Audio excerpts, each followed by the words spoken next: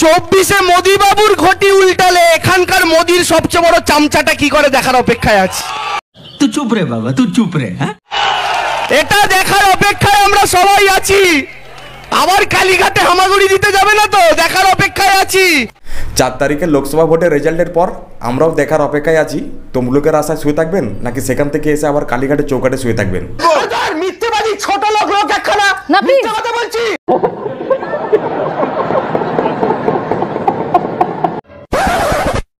এই যে হাওয়া চলছে, সে হাওয়ার প্রমাণ হচ্ছে 24-এ মোদি বাবুর ঘটি দিল্লিতে উল্টোবে। ভাই আমাদের এই দেবাংশু 2024-এ মোদির ঘটি উল্টে দেওয়ার জন্য তমলুকে গিয়ে সাধারণ গরিব মানুষকে খিচুড়ি বিতরণ করছে।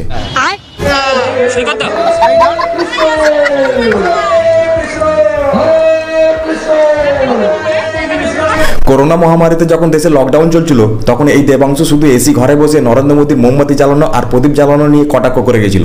তখন যদি এইভাবে সাধারণ গরিব মানুষের পাশে গিয়ে খিচুড়ি বিতরণ করতো তাহলে বেচারাকে আজকে এত খাটতে হতো না। কেন, ওরা তো ভালো কাজ করেছে, চোর হোক জাত ভালো।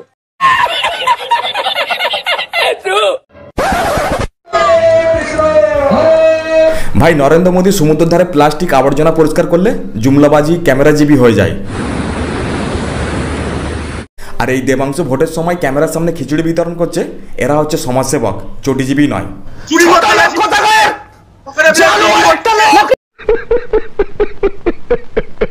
শুধু তাই নয়, 2024-এ নরেন্দ্র মোদীকে হারানোর জন্য আমাদের এই দেবাংশু তমলুকের রাস্তায় গরিব মানুষের পাশে বসে খাওয়া অভ্যেস করছে। ক্যামেরাম্যান জলদি ফোকাস করো।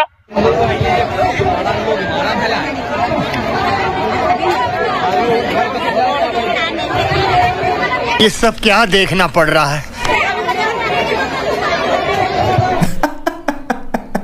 এত খাবার দেওয়ার কি দরকার আছে ভাই? এক জোড়া চটি হলেই তো জমে যেত না। মানে ইনি তো চটি চাটতে ভালোবাসে। আর আমি তো গর্ব করে চটি চাটি, আমার কোনো অসুবিধা নেই। বাংলার চটির অসাধারণ সাধারণ। একবার জিভটা দেখতে চাই আপনার, কতটা মোটা আর কতটা পাতলা হয়ে গেছে।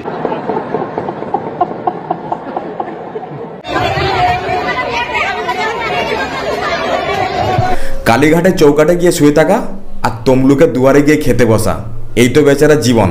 সত্যি শোনা গো, আমার খুব কষ্ট হচ্ছে বলো। সামনে ভোট, বাড়ি থেকে না খেয়ে বেরিয়েছে। ভাই ভোটের সময় মাটিতে বসে খাচ্ছে, ভোট মিটে গেলে চেয়ার টেবিলে বসে খাবে। মিথ্যেবাদী ছোট লোক একখানা, মিথ্যে কথা বলছি। সারা জীবন স্টুডিওতে বসে চটি চেটে এসেছে, আর এখন ভোটের সময় সাধারণ গরিব মানুষের পাশে বসে খেতে এসেছে। কেন, ওরা তো ভালো কাজ করেছে, চোর হোক জাত ভালো।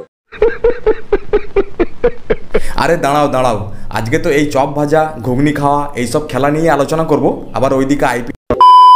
ভাই সোশ্যাল মিডিয়ায় দেবাংশুর একটা ছবি খুব ভাইরাল হচ্ছে।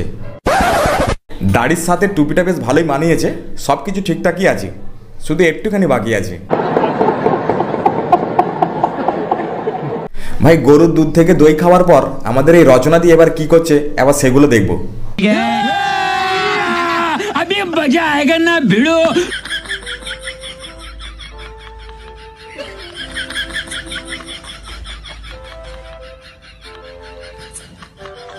এটা ভোটের প্রচার না হয়ে যদি রাজ চক্রবর্তীর বাংলা সিনেমা শুটিং হতো তাহলে সিনেমার নাম হতো দরিদ্র সেবা। কি বলে? না মানে এত দরিদ্র সেবা বাংলার আর কোনো তৃণমূল নেতা নেত্রীকে করতে দেখা যায়নি। আমার শুধু একটাই বক্তব্য, মানুষের পাশে থাকো, মানুষের কথা শোনো, মানুষের জন্য করো।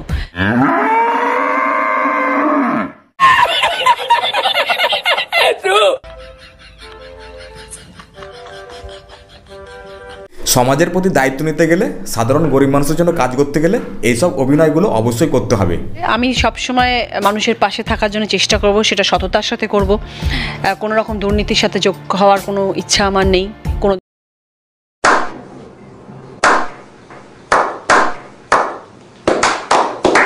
হুগলির মানুষের কত ভাগ্য, রচনাদি জিতে গেলে এইভাবে সাধারণ গরিব মানুষকে চেয়ার টেবিলে বসে খাওয়াবে। আমার শুধু একটাই বক্তব্য, মানুষের পাশে থাকো, মানুষের কথা শোনো, মানুষের জন্য করো।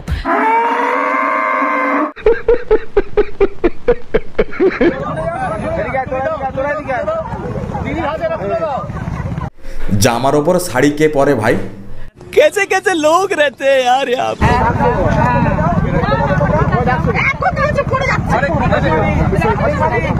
একটা বাটিতে ঢেলে দাও না।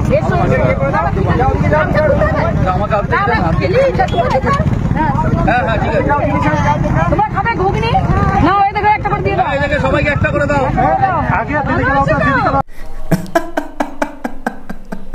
এই তো সেই ঘুগনি শিল্প, যখন গাড়ি নিয়ে যাচ্ছিলেন তখন শুধু চারিদিকে ধোঁয়া আর ধোঁয়া দেখতে পাচ্ছিলেন। চিমনি থেকে শুধু ধোঁয়াই ধোঁয়া, অন্ধকার রাস্তা। আসলে ওই ধোঁয়াগুলো ওই ঘুগনিওয়ালার পেছন দিয়ে বেরোচ্ছিল না, মানে ঘুগনিটা বেশ ভালোই খেতে লাগছে। দারুণ দারুণ, আমার বাড়ির থেকে অনেক ভালো।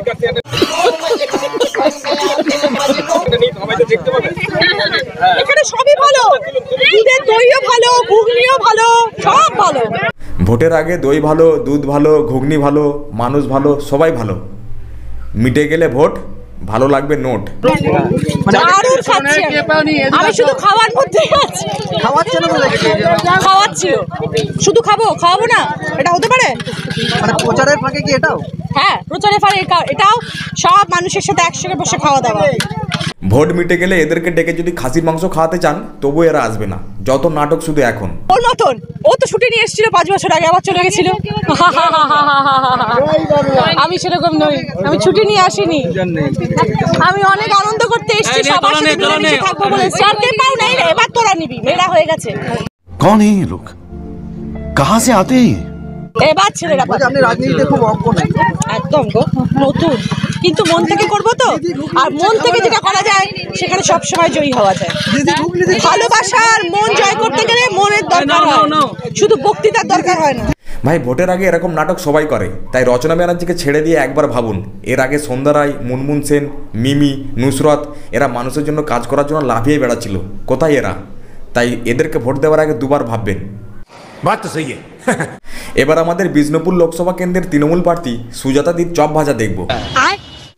লোকসভা ভোটের আগে জনসংযোগে বেরিয়ে চপ ভাজলেন এবং ঢাক বাজালেন বিষ্ণুপুর লোকসভা কেন্দ্রের তৃণমূল প্রার্থী সুজাতা মণ্ডল। শুক্রবার ইন্দাস বিধানসভা এলাকায় আমরুল অঞ্চলের শান্তাশ্রমে প্রচারে এসে রীতিমতো পসার সাজিয়ে চপ ভাজলেন সুজাতা। ये सब क्या देखना पड़ रहा है? বেশ খোশ মেজাজেই বেসনে আলু আর বেগুন ডুবিয়ে তেলে ভাজা করলেন তৃণমূল প্রার্থী। ও আচ্ছা আচ্ছা। চপ ভাজা এবং ঢাক বাজানোর প্রসঙ্গে সুজাতা মণ্ডল বলেন, মানুষের সঙ্গে থাকতে ভালোবাসেন বলেই চপ ভেজেছেন এবং ঢাক বাজিয়েছেন। এছাড়াও সুজাতা মণ্ডল বলেন, বাঙালিদের বিকেলের জলখাবার চপ মুড়ি, তাই আর সামলাতে না পেরে চপ ভাজতে বসে গিয়েছিলেন তিনি। ভাই আমাদের এই সুজাতাদি টোটো চালিয়ে, চপ ভেজে, জমিতে নাগল করে, চা তৈরি করে, রান্না করে প্রায় সব জায়গাতে ভোটের প্রচার করা হয়ে গেছে। এবার শুধু একবার লোকাল ট্রেনে উঠে সুজাতাদির প্রচারটা দেখতে চাই। আজ এই পর্যন্ত। ভিডিওটি ভালো লাগলে অবশ্যই লাইক করো, কেমন হলো কমেন্টে জানিও। দেখা হবে পরের ভিডিওয়।